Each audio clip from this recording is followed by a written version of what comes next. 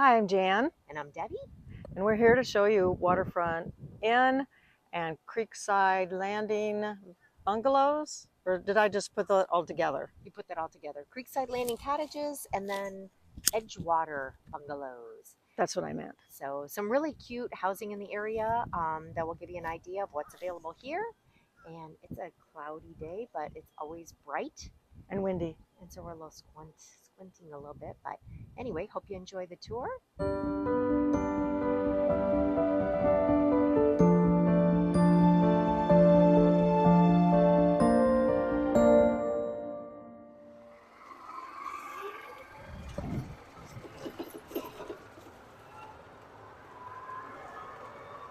Okay, so we're leaving the Waterfront Hotel, and we're going to head into the bungalows right next door.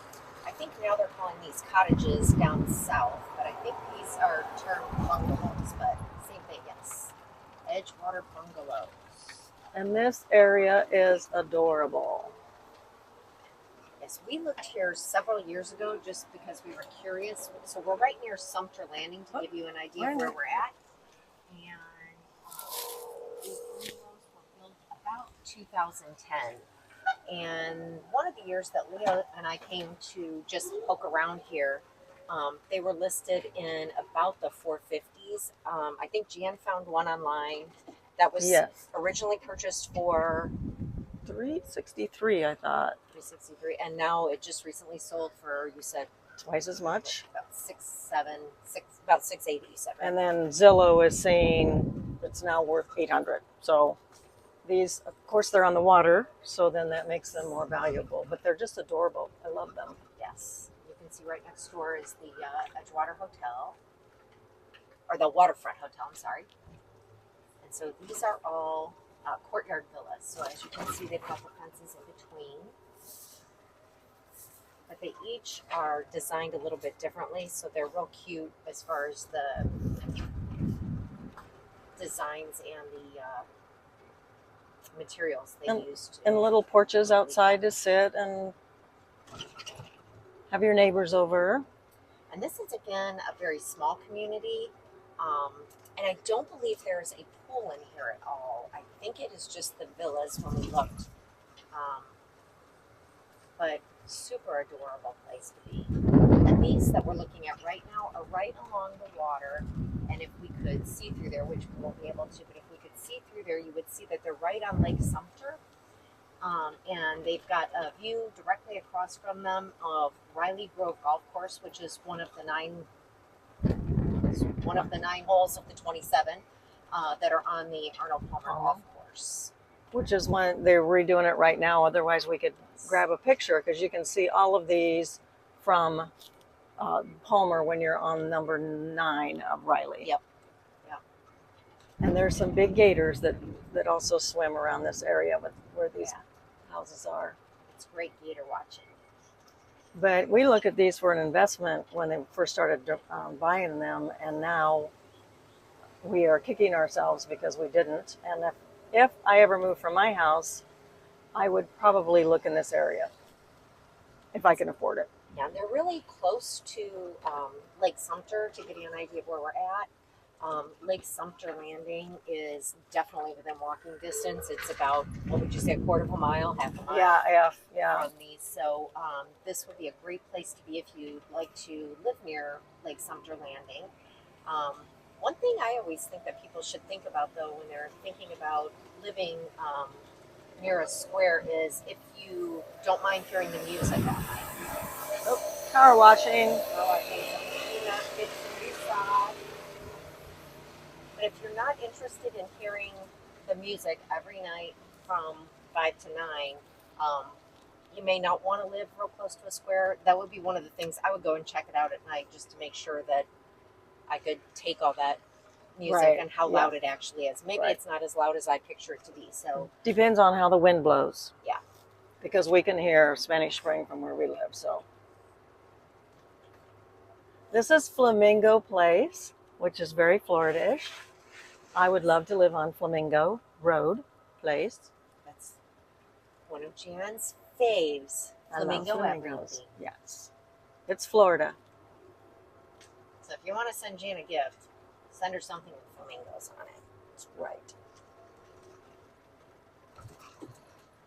But yeah, from here you could walk to the store. There's a bunch of restaurants you could walk to, and you can drive your cart also. But these are just adorable little, not little, adorable cottages. The ones on this side actually back up to the main road that runs right into Lake Sumter Landing. So you have different views for the different villas. And we went in one of these, I think when they were being built. I don't think it was on the water, but they are very nice. And I love a front porch. All right. And that's about it. So as you can see, it's a pretty small community. So I'm sure that these people all kind of know each other. And now we're going to head out and down to Creekside Landing, which is another set of villas right near here. It's just on the other side of Old Mill Road. We'll catch up with you there.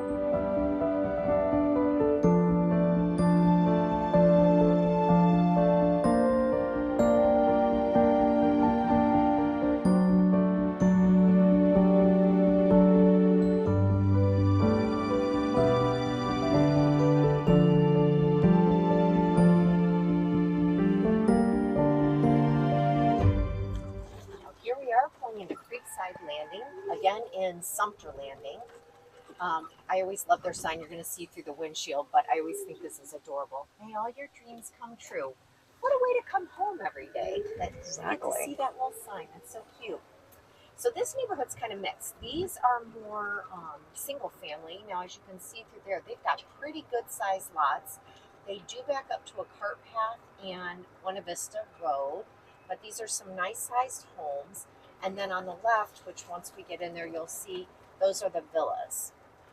And one interesting thing here, so Leo and I looked at these probably 3 years ago, the villas that we're going to look at.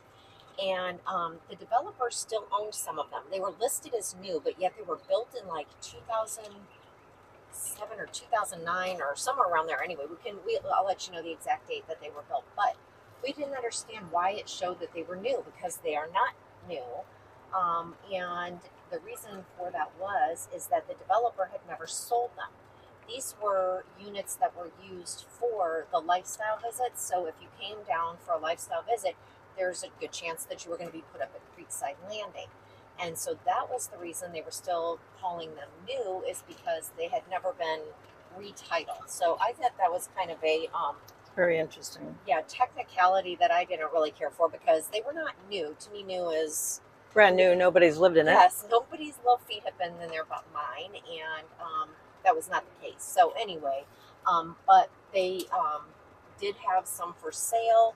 At the time they were selling them furnished, and they were running about $375. We'll do some research to find out how much they're going for now. But here are some of the, now we've entered the villa area. And these villas run right along the back of a path. And then there's some along the exterior, and then there's some along the interior. And also, this is where the buffalo used to roam. This Love our area. buffalo. We miss our buffalo. Yeah. Before houses and before expansion, the developer had some buffalo on the property. And a lot of that, I mean, that's pretty smart. Now they've got mostly cows, but they do that because they get a break. It's agricultural until they start building it. So I'm sure they get a tax break on the property if they've got animals on it. So pretty smart, and it's nice to keep some animals. These are probably the most spoiled animals in the entire universe that are taken care of by the Morse family and in the villages. So A good place for even animals to retire. yes. If I'm ever an animal in another life, I would like to come back and live on Morse property, please. So as you can see, these are also kind of different colors. They're similar styles, but they are different colors. They're a little bit less expensive than the ones across the street that we just showed you, the bungalows. These are also a little bit smaller. I think if I remember the square footage, they went up to about 1,600 square feet when we were looking at it. Yeah, we can look that up and Yeah. put those details in. But yeah, it's not as cookie cutter. They're close because um, some people don't spend a lot of time in their backyard. They're out doing things. Now these are the courtyard villas, which have the fences, as you saw. They also have pretty small garages, which is actually one of the things that deterred us from looking at these. Yeah. As you can see, you can fit one golf cart in, and that's about it, or a very small automobile. That's why you do see a lot of people's cars parked on the drives here. Yes, don't bring your F-350 if you're going to live in one of these. But the first houses that we went by,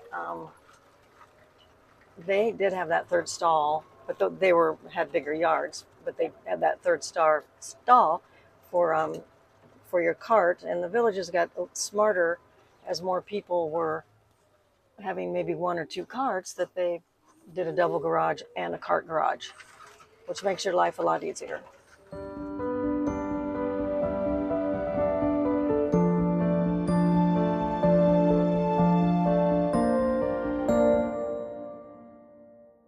Okay, so we're heading on out, and we're going to go on to Old Mill Run, which is the road that goes directly into Lake Sumter Landing.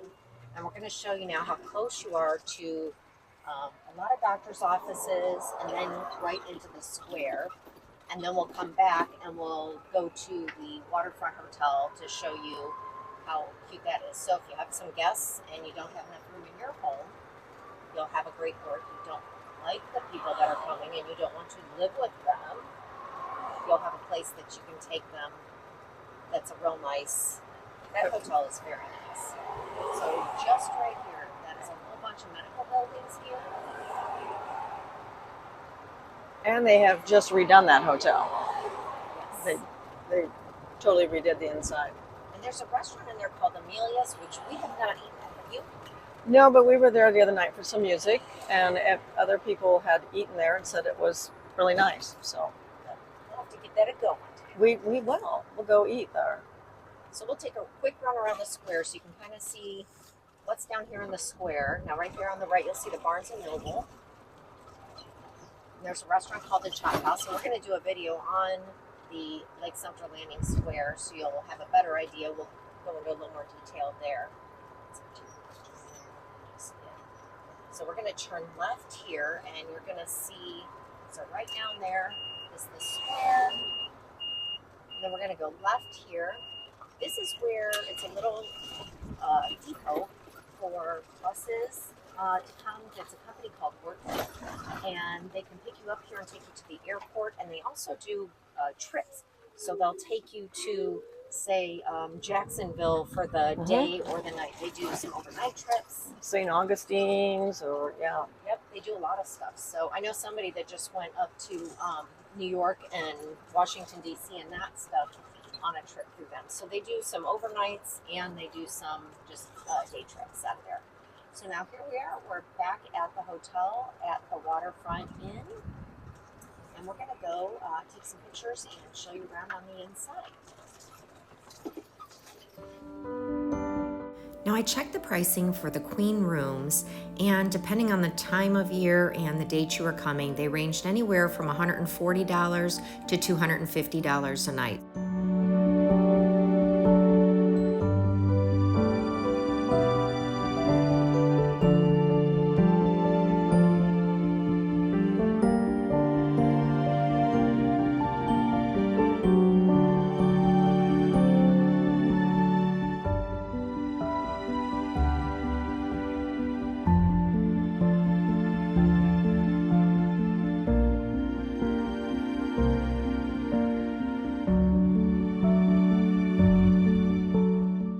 And if you like to take a walk in the morning, you just go out the back of the hotel, right down the steps, and you're right on the boardwalk, and that boardwalk runs right along Lake Sumter.